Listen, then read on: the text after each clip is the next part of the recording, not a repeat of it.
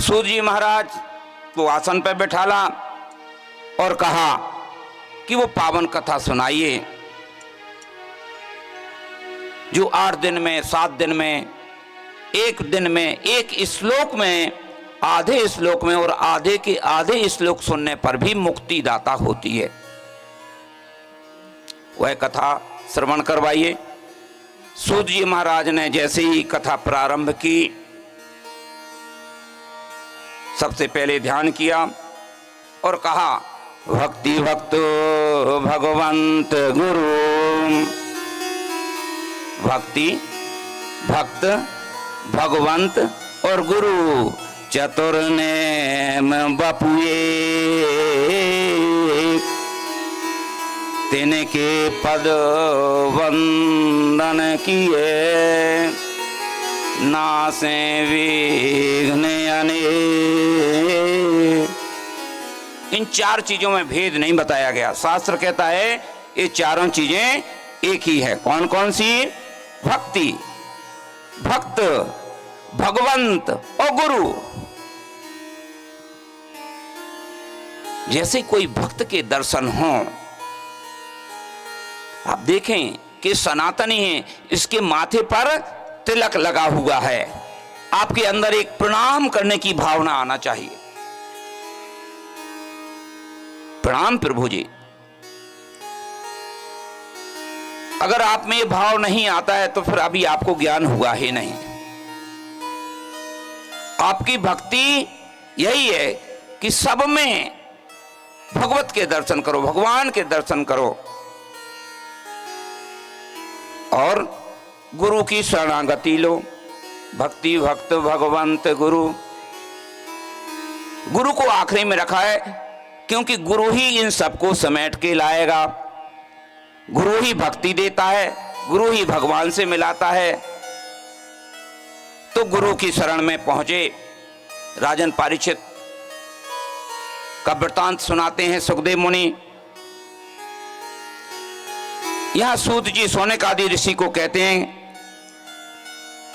कि सौनक आदि ऋषियों, जैसे ही सुखदेव मुनि ने कथा प्रारंभ की, इतने में देवता आ गए। तो सौनक आदि ऋषि ने पूछा कि महाराज, ये सुखदेव मुनि को कैसे मालूम कि राजन परीक्षित को हमें कथा सुनाना है? सुखदेव मुनि जैसे ही पैदा हो गए, महारानी विटका देवी के यहां संप्रास आश्रम में वेदव्यास, श्री कृष्ण द्वैपायन वेदव्यास के यहां उनका प्रादुर्भाव हुआ। और जैसे ही उनको ज्ञान हुआ, चल दिए। जो मैंने कहा कि सबसे पहले लक्ष्मी ऐषणा, पुत्रेषणा और आखिरी है लोकेषणा। इन 3 ऐषणाओं को जो त्याग देता है वह मुक्ति पद प्राप्त कर लेता है। तो उन्होंने माता पिता का त्याग कर दिया। और ऐसा भागवत शास्त्र में लिखा है, वर्णन किया गया है कि वो वस्त्र भी नहीं पहने हैं, कोपीन भी नहीं पहने, ऐसे ही चल दिए। और सुखदेव मुनि के दर्शन कराते हुए सौनक आदि ऋषियों को सूत जी महाराज कहते हैं कि महाराज,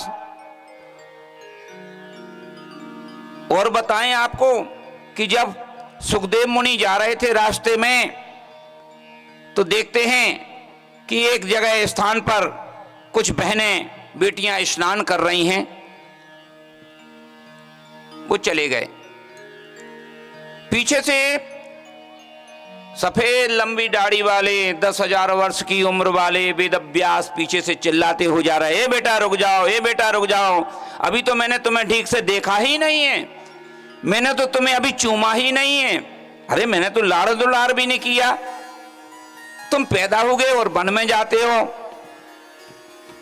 पीछे से जैसे ही वो निकले तो उन बहनों ने लज्जा बस अपने वस्त्रों को सुधारा।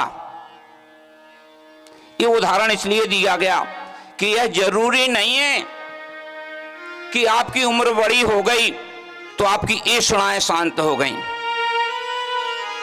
जब तक आप में भेद बुद्धि रहेगी आप मुक्ति प्राप्त नहीं कर सकते। जब आपकी बुद्धि भेद रहित हो जाएगी तब मुक्ति का पहला सोपान आपको प्राप्त हो सकता है। तो महाराज